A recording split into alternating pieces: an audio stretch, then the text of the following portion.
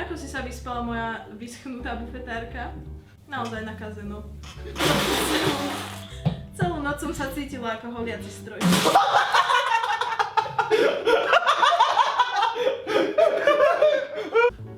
Princ ju teda vzal za ženu a spolu ich preháňalo na veky vekov.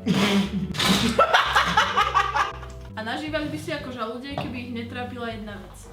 Syfilis. Keby sme tak mali malú feministku. Aspoň takú zhnitú ako tvoj gynekológ. Mali by sme s kým trtkať. Pretože jej mamka bola unavená. Neraz jej hovorila: mamička moja zaschnutá,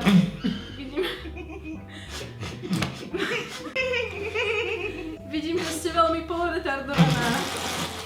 Preto vám pomôžem. Keď raz takto feministka s otcom prstovali na poli,